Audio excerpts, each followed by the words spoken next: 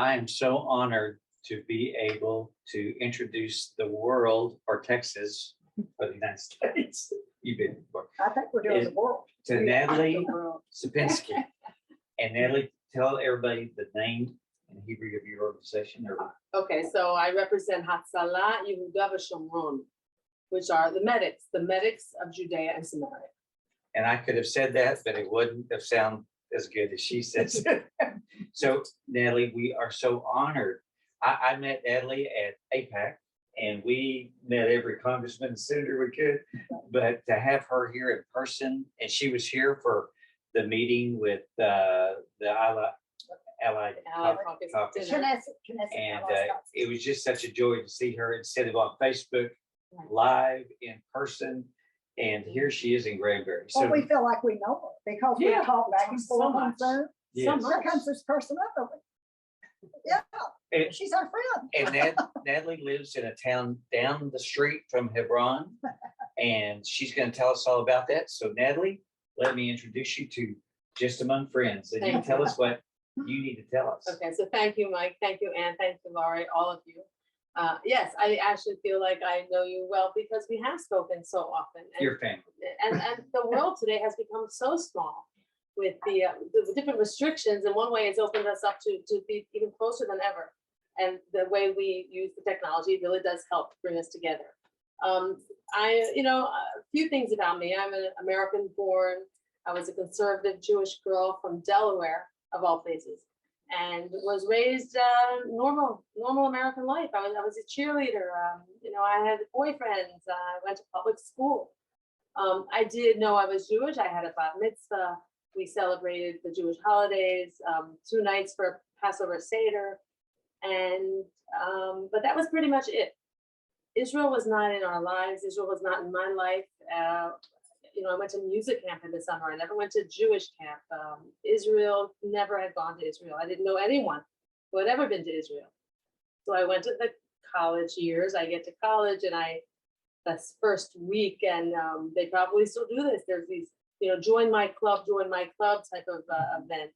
And there were these 2 boys, and behind them was a TV showing video of a desert with palm trees. That was Israel. And I said, looked romantic to me.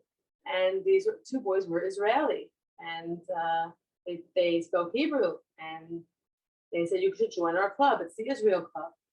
And I did. And I learned about Israel. And I had thought one day I would go to France and I would study in France. And I changed my mind. And I went to study in Israel for my 3rd year of college. I was the first person in my family to go to Israel. Went to the Hebrew University of Jerusalem. And I went there for a year. And I met people from all over the world, very strong Jews from South America, from France, from Russia, from all over the world. And Israelis, met Israelis. And the Israelis that were in our dorm, we lived in a dorm, they were older and they were serious. They had already served in the army. They were mature. And I was jealous. And I wanted to be like them. So I finished that year and I went back to college and I made Aliyah. I moved to Israel as soon as I could. 1 month out of college, I moved to Israel. And I lived on a kibbutz, and I found a job, and I found an apartment, and I made my way. Not religious. Religion was not in the picture at all. But eventually, I was living in Tel Aviv for a few years, and I went to a lecture, and it was an English-speaking lecture, and I was living a very Israeli life, and Hebrew, and had a job, and an apartment, and a bike. And this is the beginning of the 90s. I had a laptop computer. I was working at import-export, but I didn't have religion. And a girlfriend said, let's go to this lecture. It's in English. I thought maybe I'm Asian American. And it was a rabbi with a long black coat telling jokes. And I was laughing. I didn't have any English American culture in my life. And they invited us to a Shabbat. Look how I'm talking. I didn't even know how to say Shabbat properly. They invited us to a Shabbat in Netanya for the weekend, Shabbaton, they call it. So I walk in, and at the time I was an athlete. I was a triathlete. I wore little shorts and little bras and little shirts and little things. I walk in there and all the people there were covered up with the wigs and the long stockings and they spoke English. They spoke American English. They were so warm and so nice to me. They did not judge me. I didn't judge them. And they took me under their wing and they taught us. They taught us about the Torah. And they said the Torah is a blueprint for life. I was 25 years old, living on my own, no rules, just worked, went to the gym. I think I needed a blueprint for life. And I liked it. I liked it. I liked having structure, and I liked what they taught me. And I was invited to B'nai Barak for Shabbat, one of these women. And I went and I met her family and I heard the singing and the beautiful Shabbat candles and the cleanliness and the simplicity. These were not rich people, but order and belief. And I wanted it. I wanted that one. So I went out and I bought a long skirt. And she gave me this book that said, like 12 steps for keeping Rosh Hashanah. I was coming up to Rosh Hashanah time. I went to visit my parents. It was my first time visiting my parents since I had made Aliyah in 3 years. And I went home. And with this book, How to Keep Rosh Hashanah, my parents were not religious. Remember, not at all. And they just watched me kind of, and they gave me some space. Eventually, the Chabad found me, and they found my husband, who was also becoming religious. He was the Jewish editor of a newspaper in Delaware, where I'm from, very small place. We were probably the only two people at that stage in our lives in Delaware. And they put us together, and we got engaged. Eventually, we moved to Israel. We moved back. I told him from the start, my things were in Israel. We got to move back to Israel. We moved back to Israel, this time religious. But no idea of what was Judea and Samaria. No idea of this green line, except you hear it. You do hear, we will never live over the green line. We will never live over the green line. That's what we said. That's what we thought. So when you're in Israel, it's very different than when you're just listening. And we were living in the very south of the country, in the Arava, which is the desert, south of the Dead Sea. Jordan, my husband, had found a job there. And we were looking for a more religious place to live.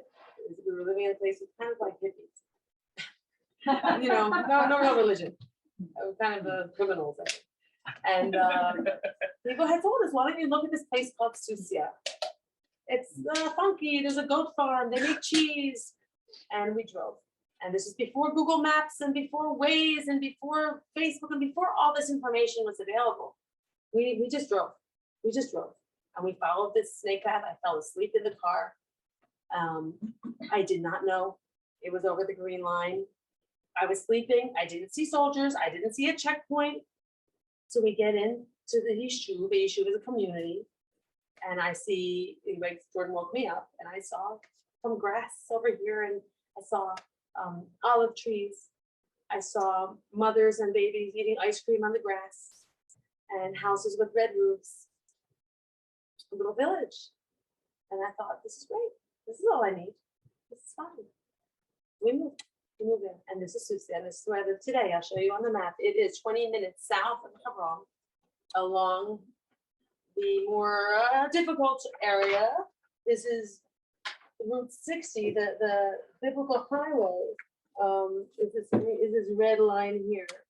Okay, and it goes all the way up to the Shomron, all the way up to Ariel, and even Habracha, and all the way down to Beersheba, all the way down.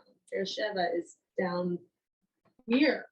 Okay, here it is. So I live, here's Hebron, and I found this place, and there are no Americans there. I speak Hebrew, and I had learned in college in that 1-year program.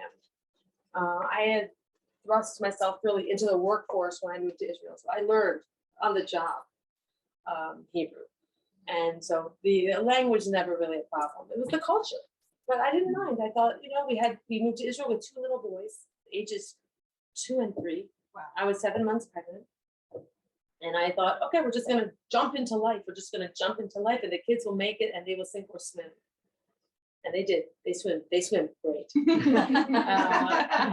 mean, you know, I have 5 kids today.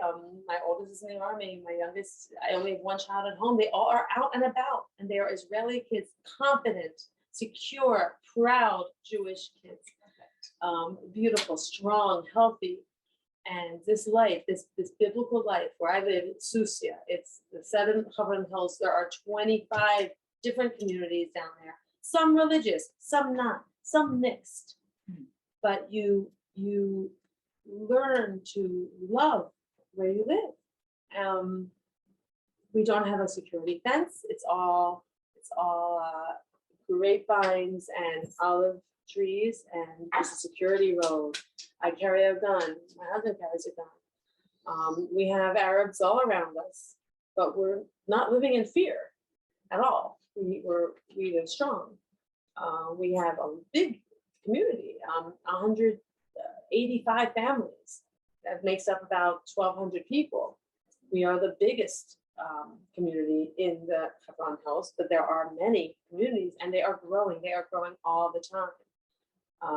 You know, Gush Etzion is the next big enclave of Jewish communities, and that's 40 minutes north.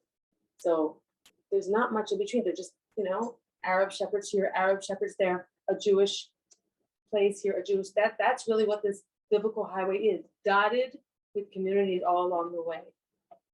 And you change. You see God in your life, you see God in everything. Every time I get in the car, I say a prayer. It's called Derech, you know, get me there safely. You see the earth and you live this Torah life. You know, your whole life is revolving around the holidays. Your whole week revolves around Shabbat. Your children learn where King David, you know, took his goats and his sheep. There are shepherds where we live. You see, I send you videos in the morning when I take my dog for a walk. You see the shepherds. He wants to be a shepherd dog, you know. Trying to show how all the different. There's a vineyard there, or that's not a vineyard. It's a new field. There's a yeshuv with the houses. You see patches of green where people plant vineyards. There's one, and olive groves. No security fence. That's the security road, that road you see. That is patrolled. I'm walking on it now. There's a small vineyard right in front of me, very small. And this is the outer perimeter of Sussya, where I walk in the morning. It is really a very simple life. I don't think it's for everyone. If you like the hustle and bustle of the city, no. But if you want to see God's hand, and you may not even know you want to see it, you see it there. Mm-hmm. You see it every day. Mm-hmm. And it's challenging, you know. We don't have a movie theater. We don't have a bake cafe. We don't have anything to do. Mm-hmm. We have large families. I have 5 children, and we're like the smallest family where I live. You know, we have a playground. People say, what do you do where you live? We have a playground. We have a synagogue. We have a little hotel center. It's called a Beit Sefer Sadeh, a field school where people come to learn, and they do retreats, tour guide center. We have a school to 8th grade. We have a high school yeshiva for boys and the high school age. We have a health clinic. We have a little market. We have a little pizzeria. That's it. That's our life. So can I ask you a question? Sure, ask. You are here representing what you do in your life. But you know something, let's stop for Okay. just a second, because That's just the and let's do that introduction. in part 2. Okay. Can we do a part 2? Yes, let's do a part 2. But to wrap up this part 1, can I ask one question? Sure. Can you give us just a short, we have about 2 more minutes for this part 1 left. Can you tell us about the location where you live? You were telling us earlier about Sussya, the community. And I honestly had not heard of it, but there's something very unique about that location. Can you give us the background history of Sussya? Oh, yes. Sussya has an old, ancient village that they discovered in 1967 after the war. And they found an old synagogue and community in pristine condition that had not been ruined. And lots of mikvot, ritual baths. And the synagogue was positioned a certain way, just like the great synagogue in Jerusalem, the temple. And it has been discussed and concluded that it is very, very possible that the priests left Jerusalem before the Bar Kokhba revolt and established this community, because each so many mikvot means that the priests are the ones who practice. They did this practice before you go to the synagogue. You go to the mikvah, and you keep these laws, and the women keep the mikvah. It's family purity laws. There are just so many mikvot. They found over 30. It's a very high number. And they even show, like, they have found that they've uncovered all this. We are on the National Heritage Site. It's a historical preserved site, the old city of Sussya. Every Sukkot and every Passover, it's open to the public. And there are donkey rides and there are, tours. But the old synagogue has a tunnel underneath, an escape tunnel. It is in pristine condition. They have weddings there. They actually took the original ark, and it is in the Israel Museum on the bottom floor. It's the white marble that was actually brought over from Turkey. These were wealthy, wealthy people. There's actually like a donation that was made and written in Hebrew, not in Aramaic, in Hebrew.